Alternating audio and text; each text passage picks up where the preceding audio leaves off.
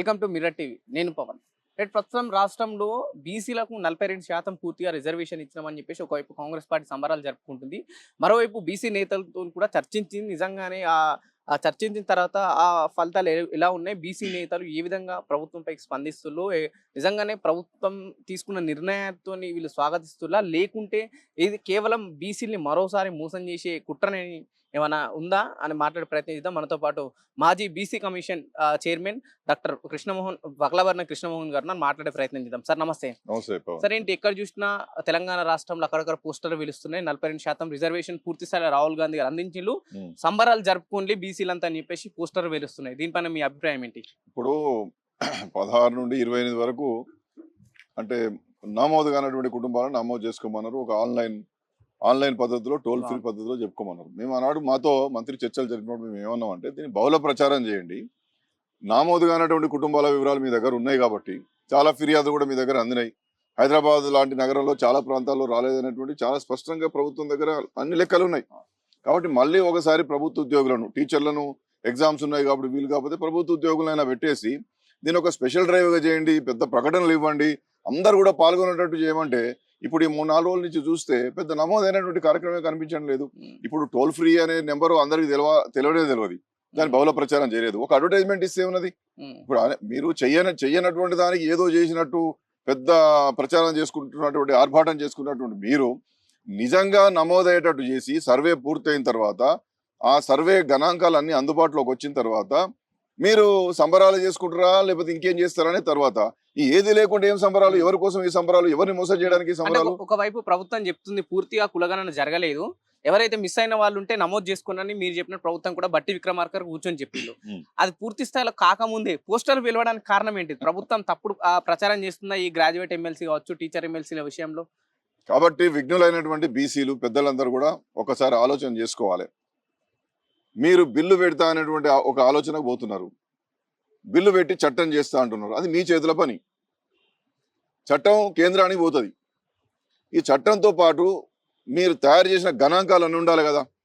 50% దాటడానికి కావాల్సినటువంటి ఒక సాధికారికమైనటువంటి గణాంకాలను సరైనటువంటి అధ్యయనం చేసి, విశ్లేషణ చేసి, తులనాత్మకంగా మీరు రుజువు చేయాల్సి ఉంటుంది కదా.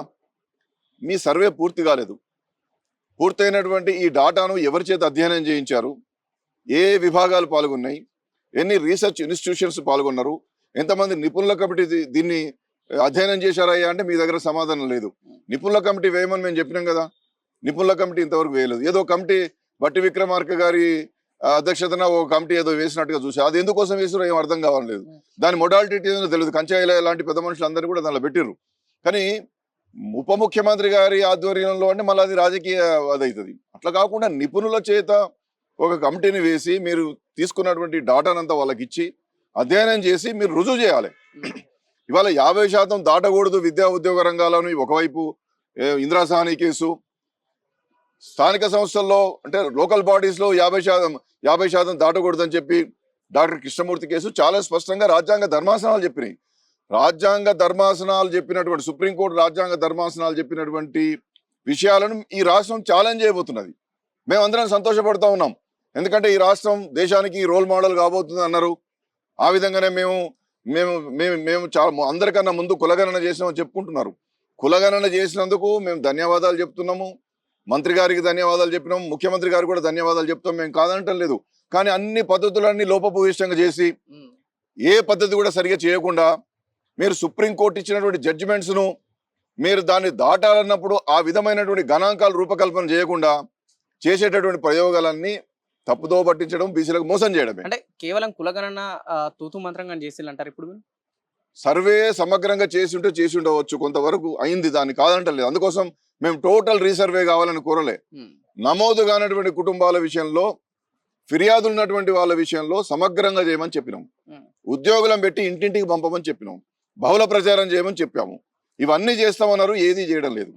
ఇంటింటికి పంపుతామని చెప్పి మొన్న మంత్రి గారి దగ్గర అయినప్పుడు కూడా తప్పనిసరిగా ముఖ్యమంత్రి గారు చెప్తాం, మళ్ళీ ఇంటింటికి పంపుతాం, ఎక్కడైతే మిస్సింగ్ అయినా వాళ్ళు చేస్తామన్నారు. ఎక్కడ చేస్తున్నారు? ఎన్ని నమోదైనా చెప్పండి. వాళ్ళ పని జరుగుతలేదు, ఏం జరుగుతలేదు, ఎవరు చేసుకుంటలేడు. ఎందుకు చేసుకుంటారు? చేసుకోవాలని చెప్పి మేము కోరుతున్నాము, అభ్యర్థిస్తా ఉన్నాము. కానీ అనేకమైన అననుకూలతలు ఉంటాయి. ఇప్పుడు వేరే రాష్ట్రాలలో వలస జీవులుగా ఉన్నారు. మీరు ఒక మొబైల్ యాప్ ఇస్తే పోయేది కదా. ఒక మొబైల్ యాప్ ఇవ్వరు, టోల్ ఫ్రీ చేస్తే ఆ టోల్ ఫ్రీ కలుస్తుందా? మన తెలియదా టోల్ ఫ్రీ సంగతులు? కాబట్టి ఇవన్నీ కూడా కేవలము బీసీల నుండి నిరసన వ్యక్తమైంది, పెద్దవాళ్ళందరూ కూడా చెప్పారు కాబట్టి మా మీద అపవాదు పడద్దు అనేటువంటి అపవాదు నుండి తప్పించుకునే ప్రయత్నం చేస్తూ అసలుకే మోసం చేస్తున్నారు. అంటే దాదాపు 12,000కి పైగా గ్రామ పంచాయతీలు ఎవరైతే కులగణంలో పాల్గొనే వాళ్ళని ఎందుకు డిస్ప్లే చేయట్లేరు, మీరు పాల్గొనలేరు, మీరు మళ్ళీ పాల్గొంటే బాగుంటుంది అనే విషయాలు ఎందుకు చర్చకు చెయ్యాలండి. మేము అదే అడుగుతున్నాము, ప్రభుత్వాన్ని పారదర్శకంగా ఉండమనే కోరుతున్నాం చాలా కాలంగా. ఆ పారదర్శకత లోపించిందనే కదా, ఆ నిబద్ధత లోపించిందనే కదా మీరు మళ్ళీ మిస్సింగ్ అయినటువంటి కుటుంబాలకు అవకాశం ఇచ్చారు కదా. ఫిర్యాదులు ఉన్న వాళ్ళందరూ ఎవరైతే మాకు ఇబ్బంది అయిందని వాళ్ళందరినీ చేసుకోమంటున్నారు కదా, అదే ఇంటింటికి పోయి ఎందుకు చేస్తలేరు? ఒక్క అడ్వర్టైజ్మెంట్ ఇచ్చిర్రా? ఇవాళ నిన్న మొన్న రోజు ఏందేందో సాధించిన వాళ్ళు పెద్ద పెద్ద అడ్వర్టైజ్మెంట్లు ఇస్తారు కదా. ఈ సమగ్ర కుల సర్వే గురించి ఒక్క అడ్వర్టైజ్మెంట్ అని ఇచ్చిర్రా? ఓ ఈనాడో, ఓ వెలుగో, నమస్తే ఏదో ఒక పేపర్లో ఒక అడ్వర్టైజ్మెంట్ ఇచ్చి మీరు మీ యొక్క వివరాలు అన్ని నమోదు చేసుకోండి, ఇది సంక్షేమ కార్యక్రమాల కోసం రిజర్వేషన్లు పెంచడానికి ఇది ఒక పవిత్రమైనటువంటి కార్యక్రమం, దేశానికి రోల్ మోడల్ గా ఈ తెలంగాణ రాష్ట్రాన్ని నిలబెట్టబోతున్నాం, అందరూ సహకరించాలని చెప్పి ప్రజలను ఆర్చి చేసినటువంటి కార్యక్రమం ఒకటైనా జరుగుతున్నదా ఈ రాష్ట్రంలో? కేవలం స్టేట్మెంట్ మందమే సరిపోయింది ఆ మాట. కేవలము మేమందరం ఆరోపణలు చేస్తున్నాం కాబట్టి ఆరోపణల నుండి బయటపడడానికి ఒక మంత్రి, ఉప ముఖ్యమంత్రి గారో లేదా బీసీ సంక్షేమ శాఖ మంత్రో తూతూ మంత్రంగా మీటింగ్ పెట్టిండు. మా కొంతమంది పాపం మా వాళ్ళు తెలియక సన్మానాలు సత్కారాలు చేసిండ్రు, మేమైతే వాటికి దూరంగా ఉన్నాం. సన్మానాలు చేసే కార్యక్రమం వీళ్ళు ఏం చేయలేదు. నేనేమంటున్నానంటే మీకు ఇప్పటికైనా చిత్తశుద్ధి ఉంటే గవర్నమెంట్ వెంటనే ఒక ప్రకటన, పత్రికా ప్రకటన ఇవ్వండి, ఎలక్ట్రానిక్ మీడియాలో మంచి ప్రచారం చేయండి, అవసరం అంటే ఇంకో 10 రోజులు పెంచండి. అది మొత్తం అయిన తర్వాత కదా మీరు, ఇది ఏది లేకముందే ఇదివరకే స్థానిక సంస్థల రిజర్వేషన్లు ఖరారు చేసే భూసాని వెంకటేశ్వరరావు గారి కమిషన్ నివేదిక ఇచ్చేసింది. ఇక ఈ గణన ఎందుకు? ఎవరి కోసం? నేను 42% ఇస్తావా 22% ఇస్తావా అనేది గోప్యంగా రిపోర్ట్ నీ దగ్గర పెట్టుకున్నావు. ఇది అంతెందుకు? ఎవరిని మోసం చేయడానికి, ఎవరికి అన్యాయం చేయడానికి? మరోసారి బీసీలకు అన్యాయం చేస్తుంది. 100% ఇది అన్యాయం జరుగుతుంది. ఆ రిపోర్ట్ వెనక్కి రావాలి, ఆ రిపోర్ట్ మీద చర్చ జరగాలి, గణాంకాలు పూర్తయిన తర్వాత సమగ్రంగా అధ్యయనం చేయాలి, అప్పుడు బిల్లు పెట్టాలి, బిల్లును చట్టం చేయాలి, కేంద్రాన్ని దోషిగా నిలబెట్టమని మేము అంటున్నాం. ఇవాళ నువ్వు అవాస్ పాలై వెనక్కి వస్తారని నేను అంటున్నా. నీ దగ్గర గణాంకాలు లేకుండా నువ్వు చేసేటటువంటి పద్ధతులనే తప్పుగా చేసి నువ్వు సుప్రీంకోర్టు జడ్జిమెంట్లను దాటి ఒక ప్రామాణికంగా నువ్వు దాన్ని నిలబెట్టగలిగేటటువంటి శక్తివంతంగా నువ్వు నివేదికలు రూపొందించాలి కదా. ఆ నివేదికలు ఏవి రూపొందించకుండా ఊరికనే ఆగమేఘాల మీద మీరు అసెంబ్లీలో బిల్లులు పెడతారు, చట్టం చేస్తారు. నీ చట్టం ఎవరికి కావాలి? నీ చట్టాన్ని ఎవడు పట్టించుకుంటాడు? నీలాంటి రాష్ట్రాలు ఎన్నున్నాయి. కాబట్టి ఇలాంటి పద్ధతులు వద్దు. ఇప్పటికైనా ప్రామాణికమైనటువంటి పద్ధతిలో ముందుకు పోండి. ఈ సర్వే మొత్తం పూర్తయిన తర్వాత సమగ్రంగా అందరూ పాల్గొనేటట్టు ముందు చేయండి. దాని తర్వాత ఈ నివేదిక, ఈ యొక్క గణాంకాలను సమగ్రమైన రీతిలో అన్ని పద్ధతుల్లో దాన్ని అధ్యయనం చేయండి. నిపుణుల కమిటీ చేత అధ్యయనం చేయించండి.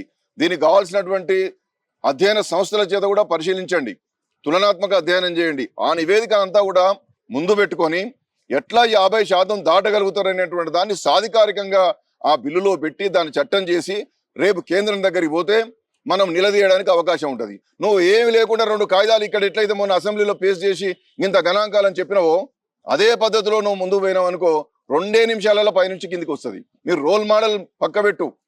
మరోసారి బీసీలకు దగా జరుగుతుంది, మరోసారి అన్యాయం జరుగుతుంది. కాబట్టి ప్రభుత్వం ఇప్పటికైనా నిబద్ధత పోవాలని చెప్పి నేను కోరుతా ఉన్నా.